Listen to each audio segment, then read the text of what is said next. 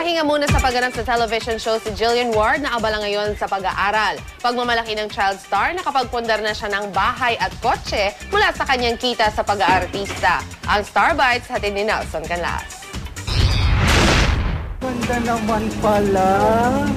It's worth the wait. Excited na ipinagmalaki ni Jillian Ward ang bago niyang sasakyan. Extraordinary ito dahil ang loob, Hello Kitty ang tema.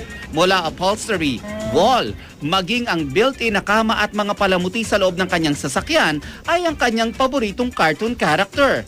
Ito raw ang regalo ng kanyang mga magulang dahil sa pagtatrabaho ni Jillian sa showbiz. Pag kunyari, may gusto siya, tapos nakikita ko naman na pinagbubutihan niya naman yung ginagawa niya, like first school, ganun. Binibigyan ko siya ng pakonsuelo. Anong hiningi sa'yo ng mami mo kapalit nito?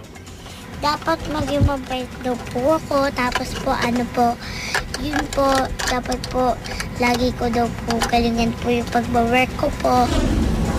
Ipinasilip din ni na Jillian sa GMA News ang pinapagawa nilang two-story house sa isang subdivision sa Tandansora, Quezon City. Ayon sa ina ni Jillian, dito niya raw ibinuhos ang karamihan ng mga kita ni Jillian.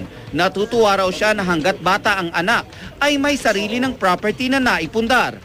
Itinuturo niya rin daw sa anak ang kahalagahan ng salaping pinaghirapan. I put the money in the bank, tapos she has her own account. Oo.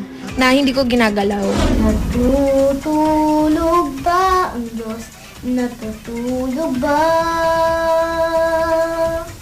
Pahinga muna si Jillian ngayon sa paggawa ng soap opera dahil katatapos lang niya sa Luna Blanca.